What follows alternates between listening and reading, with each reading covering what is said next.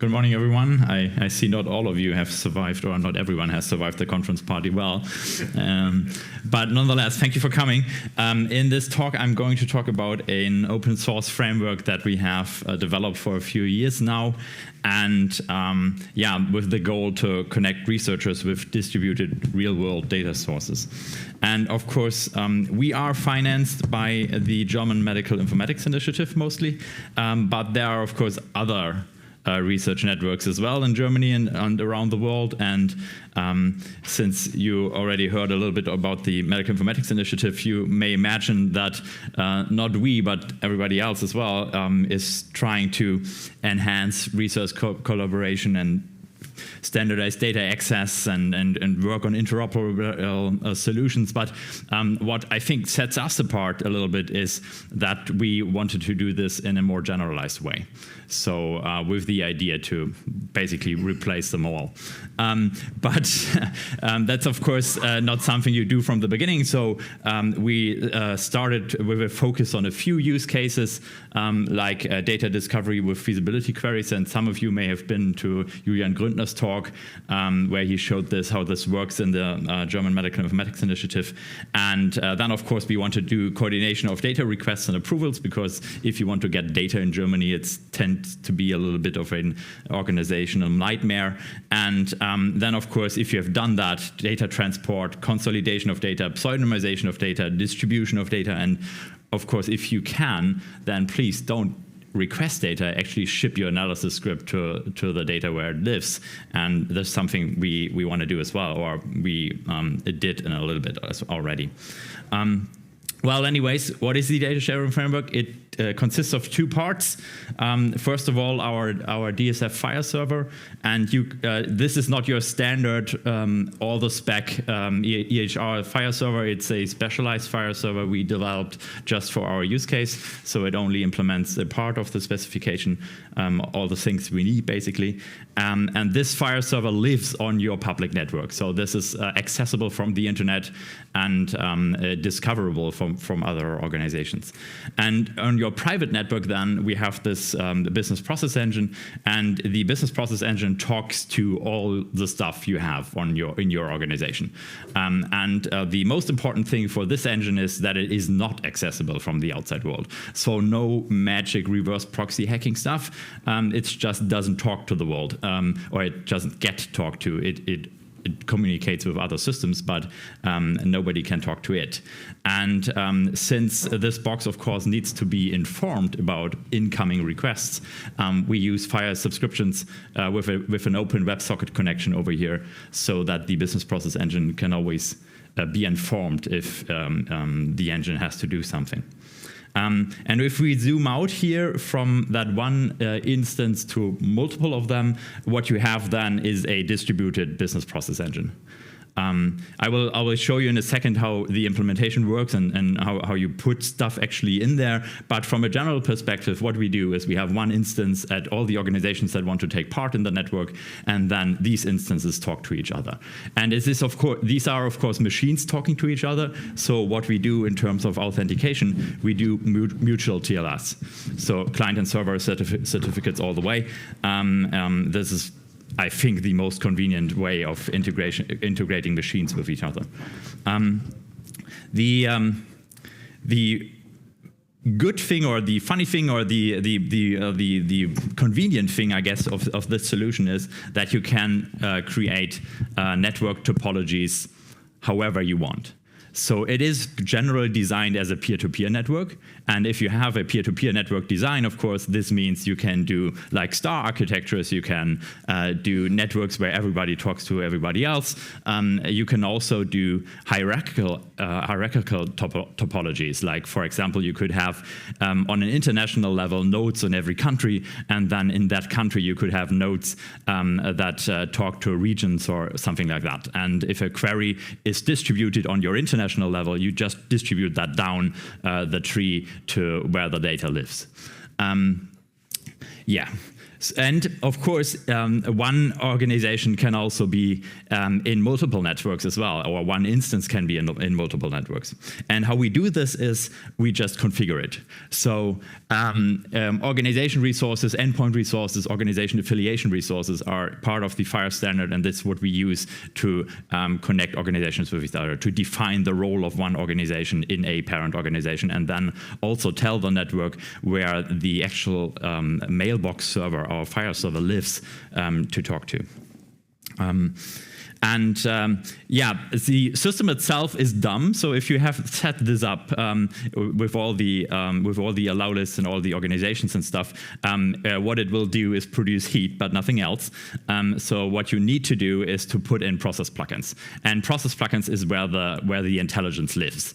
And process plugins is also something that you can do yourself. So there's an open API you can implement, and a process plugin then consists of your BPMN models, and I will show you in a second in an example how this looks like. It will also consist of FHIR resources, mostly metadata, to validate messages, and then of course there's also will also be a little bit of Java code in there, because otherwise you wouldn't do anything useful. In the end, we load these plugins as jar files with a web application style class loading, which also means that we can run multiple versions of the same process plugin, so multiple releases at the same time, in case you want to migrate your network slowly to the next version of your process. So how does this look like? Over here, on the left, you have a very simple business process modeling notation. I'm not sure if you're familiar with it. It has a name, it has a version. It starts somewhere, so that white envelope is where the entry point is for this process. Then we have here a service task, so something automated is happening here, which usually means there's Java code being executed. But you could also have user tasks, and what we do here is to instantiate a FHIR questionnaire, so users can put in data, and then you can react on that in your process. This one ends over here, so that's not very useful. But here on the right side, you have an activity definition, which is paired to a process, which tells the network, which tells the FHIR server, this is what you can actually do on my instance. And it has a name, it has a version. The name here is canonicalized, so that's basically the same thing that also lives in the process name. What we also have is an extension where we tell our engine, here's the entry point, or here are the entry points that we have into that process, and here are the organizations that are allowed to execute this process or ask for an execution, and here are the organizations where you can actually run this process, because not everybody is allowed to run a process that you want to publish. The important thing that you need to remember here, if you want to play nicely with BPMN and FHIR, is that every time you model a white envelope here, this means receiving a FHIR task resource in our implementation, and every time you model a black envelope in the diagram, this means you are sending a task resource, or rather you're creating a task resource on a remote server. So this is a more complex example. This is from the Medical Informatics Initiative, our simple data transfer process. It gets worse after this. But what you can see is on the top a process, on the bottom a process. These processes talk to each other. They usually run on different organizations. The one on the top starts at some point, then reads data from an EHR, validates it, encrypts it, stores it locally in the mailbox, in the FHIR server, in the DSF FHIR server from us, and then sends a trigger. So the way down here to the other process is a task resource that has a reference to the data that you stored locally for the other organization then to download from you. And on the second organization down here, we download the data, we decrypt it, we validate it, and then actually in the medical informatics part of this implementation, we actually send a receipt back, so that the sending organization knows that the data was processed correctly and everything is fine, and they can write that down somewhere and get money for it, I guess, or something like that. Anyways, if we look at at this conversation here, this message flow, how it is called in BPMN, You can see here the task resource that is associated with that. And what you can see is that the task resource has a profile it implements. The profile is specific for this conversation. It has an instantiated canonical, and that is represented as the URL from the activity definition. And we also have here who is sending the task resource, who is receiving it, and the entry point we want to use. This is a mandatory input value. But here are now down here are input values that are specific to the process. And as you can see, here's the absolute literal reference to a document reference resource that the targeted organization can use to download the actual data that is useful in this context. And since this is a developer conference, I also have to show you a little bit of Java code, of course. And so how does this look like from a process plugin developer? This is the main interface that you usually have to implement if you want to do something automated, our service task interface in version 2 of the API. You get access to some services via this API parameter and access to some variables that are specific to the current execution context. And you could, for example, use our crypto service to generate an asymmetric X448 key. And then if you wanted to, on the sending side of data, you could use the public key from this key pair and go via an elliptic curve Diffie-Hellman key encapsulation mechanism and encrypt some data with that public key, and then, of course, ship that over the wire if you wanted to do end-to-end encryption. And on the receiving side, of course, you, again, would use our crypto service with an ECDH CAM, put the private key in there, put the encrypted data in there, and you get your data back. So in summary, I think what we have built is an extendable and kind of hopefully useful framework. The important part is that the useful part in that framework comes from the user. So you ship your own process plugins in your network if you want to. We don't need to be involved at all, and people already have built their own process plugins so far. The network is configurable to all these different kinds of topologies, so do whatever you want with it there at that part, and hopefully you don't have to learn that much since the communication and data storage is FHIR in version R4, and the processes are BPMN 2.0, which some of you may know, or some people in the world at least know. And the one thing I wanted to leave you with here in terms of BPMN, it isn't just the standard to visualize stuff. So the graphs I showed you aren't just pretty, they actually get executed. So there's no translation between you modeling stuff and talking to your stakeholders and going over what the process should look like. You actually put that into the engine, and then the logic flow gets executed. Yeah, and something we are a little bit proud of course, is that we have about 50 installations in Germany right now.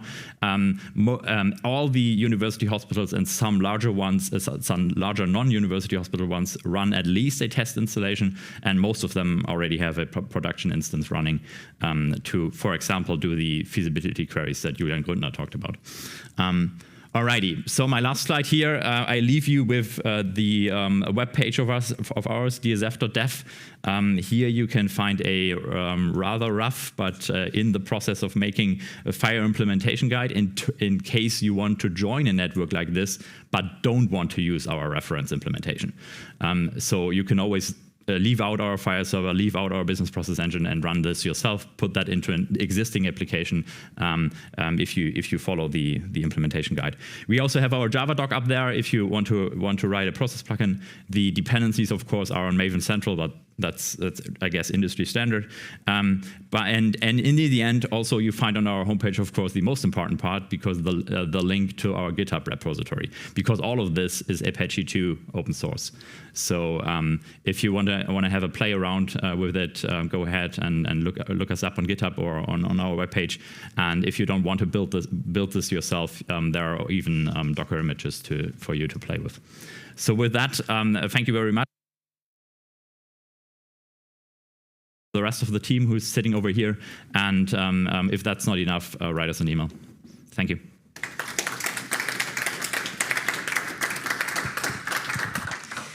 All right, thank you so much, Hauke. Are there any questions from the room? So that lady first. Thank you for this. It's interesting to see how this is developing in Germany. Some years ago, I was involved with data-centered research in one unit in the UK, and there a lot of what was being done there that was fruitful was actually depending on anonymized linkage keys. Mm-hmm. And I'm just wondering, do you use those at all? How do they fit into FHIR? Well, I'm not sure if you know that project and what you did exactly, but what we have done in one of the COVID-centered project was actually do pseudonymization, double pseudonymization with a third party.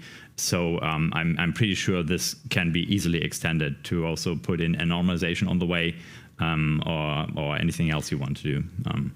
Sure, I mean, the sort of thing they think of there is not just the names of individuals. I mean, Sure. it does, but also to have other techniques. So K-anonymity. You could be... generalize. Hang on, no. So that you could be talking about locations, for example, that are more precise than are usually allowed to be let out in research, because they can become identifying. But if you can, you in effect, pseudonymizing locations as well. So I mean, I'm just interested to see how that's... It's not my area of expertise, but I know that we do this in the Medical Informatics Initiative. So cool, thank you. Reducing our zip codes down to a less precise number, reducing our birthdays to a less precise thing. Oh no, it's not so much. It's not so much making it and having a larger area, but still being able to do the matching, but anonymizing. So you're pseudonymizing the location key, but still keeping the same level of exactitude. Not sure if they thought about that, but I will tell them. Okay, so it's sort of next door to the domain that you're dealing with, rather than inside what you're doing. Lovely, thank you.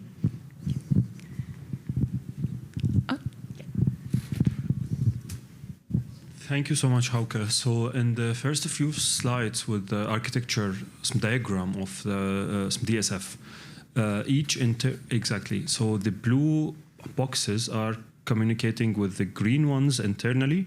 That is for sharing the FHIR resources, and with the far green ones, that is for sending task resources, right? Exactly, yeah. Okay, so each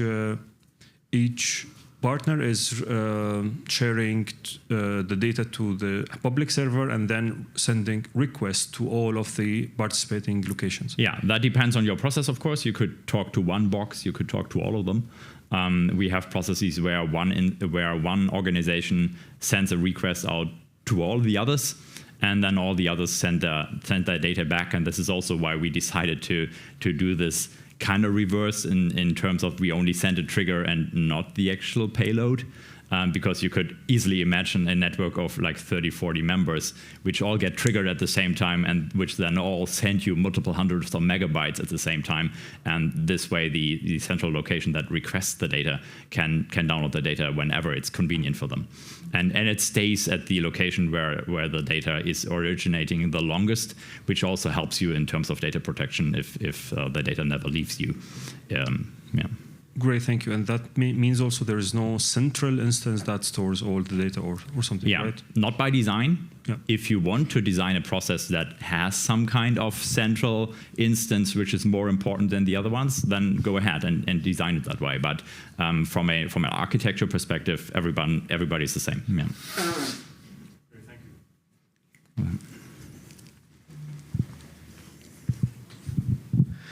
Thank you. Quick question about that. So if I understood it correctly, so you create a task, FHIR task, and then the subscription on that task starts your workflow. Is that it? Mm-hmm. All right, great. And then another question that is not related to that. So you showed a diagram about organization affiliation and like parent organization. Mm-hmm. So do you use that for like authorization or something like that to make sure the right organization can see the right data or something like that? Yeah, exactly. I left that out. I did a lot of hand waving today because of time. But we have the thumbprint of the client certificate we use for authentication. We put that as an extension in the organization resource, or actually this one, the member organization resource, and also if you want in the endpoint resource, depending on how you set up your system. So we can match incoming requests the moment they come into the FHIR world and know who you are. Yeah. Yeah, awesome. Very awesome. Good job. Thank you. Any more questions? Still, oh no, we're also a little bit out of time right now. So, sorry. Hauke, thank you so very much. Yeah, you're welcome. And yeah, please, a round of applause.